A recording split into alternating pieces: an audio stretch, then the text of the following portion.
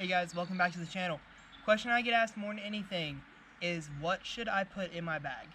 So, in the conclusion of this mini-series, I have hopefully answered all of those questions and hopefully let you guys have enough knowledge to get out and build a bag and successfully get out and play some disc golf. So, my rear end is getting numb from sitting on this rock, so let's wrap up how to build your bag. Alright, in the conclusion of this little mini-series, I am going to go over two different categories of discs, and one of them's only two different discs, so don't worry about it. This isn't going to be a super long one. The one that everyone's probably been waiting for to be released is the distance drivers. This is, bread and butter. This is what you brag to your friends about. This is oh, I can throw this far. How far can you throw? These are those kind of discs. So, we'll get to those. And we'll also get to utility discs.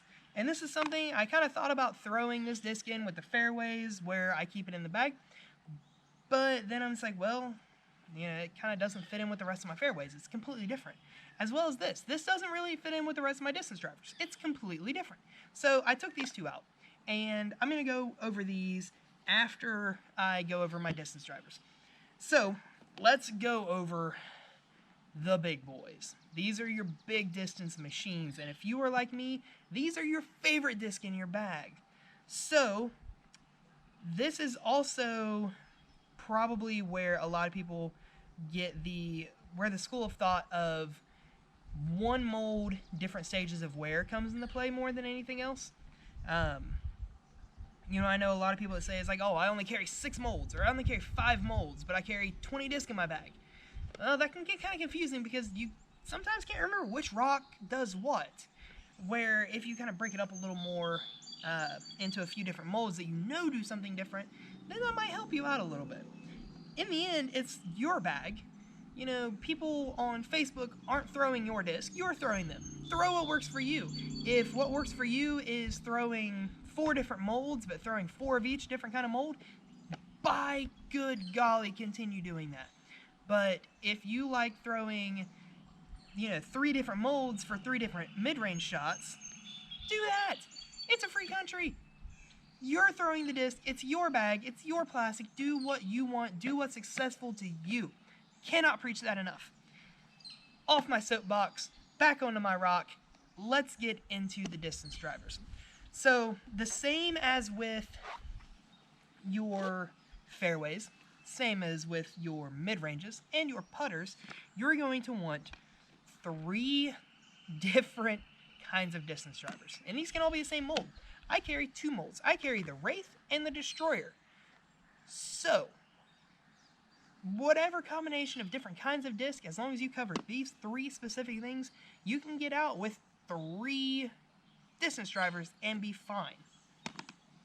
First, you need an Understable distance driver, which I will put there.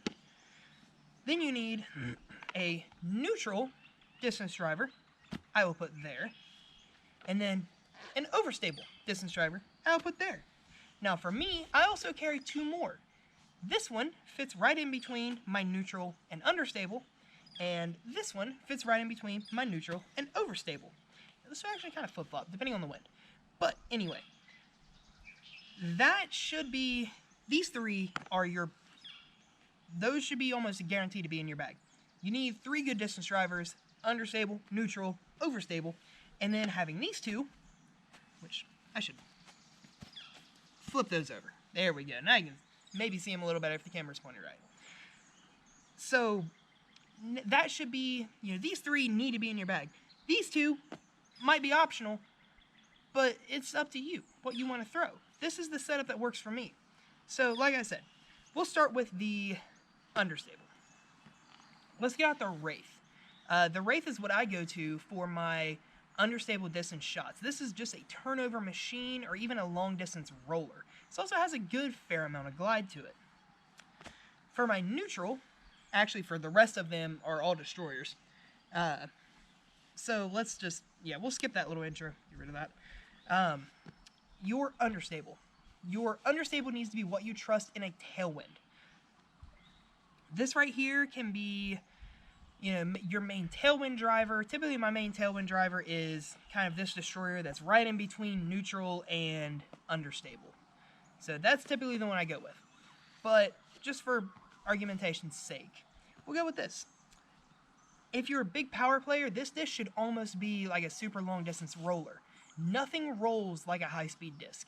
Nothing rolls as far, nothing rolls as fast. And if you don't believe me, watch Simon Lizotte roll a PD2 or a DD3. They go on forever. You know, I can pull my Valkyrie back out, which is my main roller, because it's what I can consistently get to the ground with a roller every single time. This won't go maybe 2/3 as far as this will if I get this down on the right angle. So, unless you have just a super beat up distance driver, you know, this can be just like an every once in a while or something that you need to go a super long way on a perfectly manicured fairway, thing like that.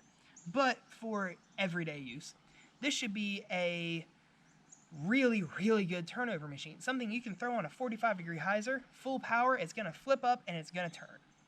So, this one right here, for most players, your Understable, you know, distance driver, this is going to be your big turnover shot. Or maybe even your max distance. Something that you can get up in the air, let it turn over, let the wind get under the belly of the disc, show the belly of that disc, and then push forward, and then maybe cut back. So, your neutral distance driver. This should be Overstable. This should be sitting right in between true neutral and a good overstable disc. This should be right in the middle. Something you can put full power on, get it to go straight, maybe a little bit of turn, and then fade out. Actually, I would do this one right here. If you throw this flat, this one right here should actually S-shot a little bit and should give you that full flex. Something that's going to get up, it's going to turn, it's going to float, it's going to stable back out, go straight, and then fade back. You know, this one right here should be your most controllable distance. This is what you should get the most distance with consistently. You might be able to get further with this one, but you'll probably turn this over more or anything like that. This should be your furthest consistent driver. And then your Overstable should come out when it's windy. You know, things like, you know, you've got a good steady little headwind or something like that that would push any of the others over. So you pull this guy out, and he's going to fly straight in a headwind. Or something that you should put up in the air and let it hyzer back hard. This right here, almost no matter how hard you throw this, unless your last name is Girthy, McMahon, or Lizotte, this shouldn't flip over. Because I'm actually just pretty sure they don't make disc overstable enough for them not to turn over. So, as far as your big overstable, if you're a mere mortal like me, you shouldn't be able to flip this over as hard as you throw it. So, let's get into the other two that I get. This is my beat up destroyer, and it is very, very flippy. So I like to throw this on, you know, flat with height and let it really cruise. This is actually my furthest flying disc. But I can't consistently get good distance out of this because it's so beat up, it's kind of touchy. So now it gets to the point that it's just like, do I want to turn over too much? Or did you put me two nose up and did I stall out on you? That's the kind of thing. And that right there basically just floats right in between my neutral and my understable. And then between my neutral and overstable is my workhorse. This is my Brinster, new to the bag, but flies absolutely marvelous. This thing, if you choose 5 distance drivers, the one between neutral and overstable should be your workhorse if you can throw really hard. This one right here, when I throw it my hardest, it will flip and it will glide a little bit, but it will come back fairly quickly after that. So, like I said, this one right here should be the one that's your workhorse if you are a big arm player. I think I pretty well got into that. That was actually a lot simpler than I was thinking because, you know, this right here is the one that I actually just use 1 to 2 molds on. Half the time the Wraith's not even in the bag. So, also, while I'm thinking about it, your most understable distance driver should actually probably be one of your best woods drivers. You know, because you don't have to put a lot of power on it. You don't have to really mash it to get it to go straight for long. You can focus on hitting a gap and focus on accuracy and let the disc stay straight instead of you pushing it straight. This should be good in the woods, as probably should this one. Now, as far as glidey goes, same basic theme, same common theme as with everything else. The more stable you get, the less glide you should have. And that's just because having a glidey understable is very useful, and having a non-glidey overstable is very beneficial because you don't have to worry about it floating away on you. Things like that. So, forehand, every disc here should be comfortable for a forehand. Depending on how hard you throw a forehand, I throw a forehand very hard. So typically my forehand discs are this one, all the way on the overstable side, and possibly the mid to overstable if I need it to just hold straight mainly, or if I need to turn over, then I might start venturing to the neutral understable side. So that's pretty well going to sum up your big boy disc. That's what's going to really kind of sum that up. And like I said, I throw 5 main distance drivers. Now, a couple cool discs. We'll switch gears, and we're going with utility disc. Every player should have 2 utility discs in their bag. One so understable that you can't throw it, and one so overstable that you can't throw it. This actually isn't that overstable. I do actually really like this compared to my Max, which this took its place. But that's because the rim feels more comfortable, the plastic feels better in the hand, and the Max is just to the point that it's, borderline unthrowable. It's almost has 0 uses. I can get the same amount of uses out of this while still keeping my rotator cuff from disintegrating trying to throw it. We'll just go ahead and do your overstable. This should be good for overhands, so your thumbers, your tomahawks, grenade shots, things like that. So overstable, you should be able to throw this flat, very, very low, maybe a little hyzer. And this should get like 4 or 5 flare skips and almost move just as far left as what I did forward. Very useful disc when it comes to that. Because the skips that good, fast, overstable disc can give, second to none. So, also gives some very, very awesome overhand flights. Slow panning thumbers you can get some massive distance out of. Slow panning tomahawks you can get some big distance out of. Things like that. You need a good, super overstable disc, and you never know when you're going to be out playing and all of a sudden a 35, 40 mile an hour headwind comes up only whenever it's your turn on the box. No matter what kind of wind, shy of the salt flats in Utah, this shouldn't flip over at all. So, like I said, unless you're playing into 80 mile an hour headwinds, this should be able to handle it very well. If you're playing in anything faster or stronger than that, go home, because you're going to have a bad day. And probably the most fun disc in my bag is my Super Understable. This is a 150 class XG, extra gummy Valkyrie. I mean, the thing is, you've seen it on my In the Bags before. Thing is super, super beat up, super gummy, super flexible, grippy, amazing. My first disc ever, and so incredibly understable that it's not even feasible to throw half the time. I use this for woods rollers. Something that instead of a rainbow roller where I've got to get it up and let it come down, something that I can throw flat and hard, or even with hyzer, and it will flip over into a roller for me. If I've got a low ceiling to try to deal with and want to get a good ways up the fairway if the ground's clear, I'm going to throw this flat about chest height, and it's just going to take down, catch edge, and roll just like my other Valkyrie will if I get it up in the air and let it rainbow. Also, you can do a ton of trick shots with these. You can do a Sky Mohawk with these, and they're amazing.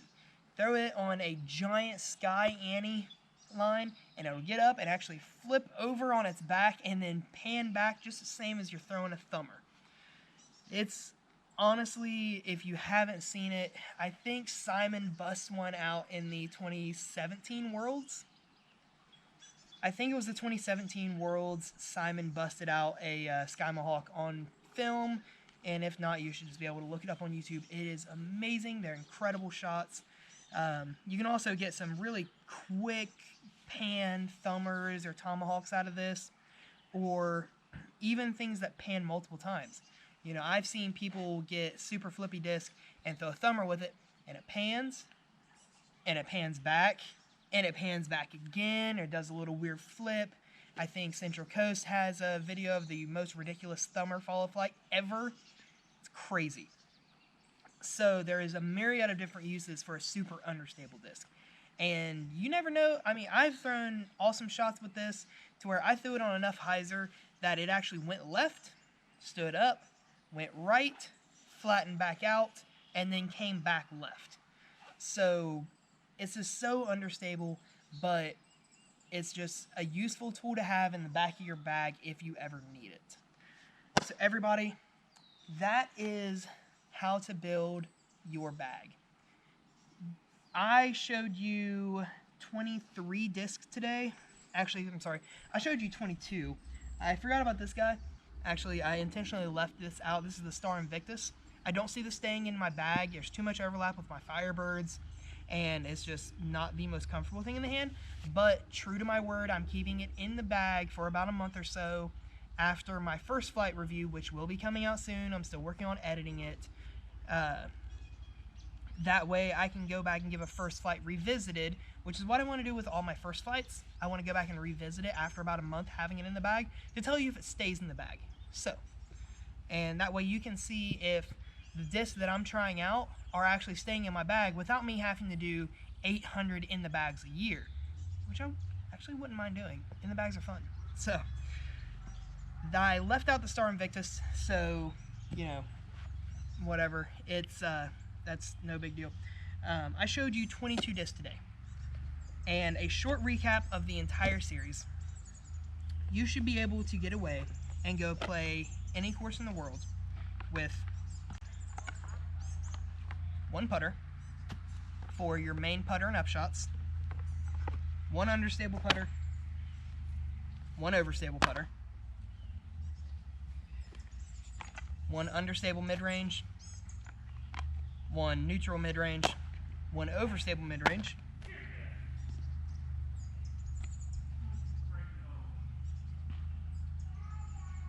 nope, and it looks like neighbor's dog got out, an understable fairway driver, a neutral fairway driver, an overstable fairway driver,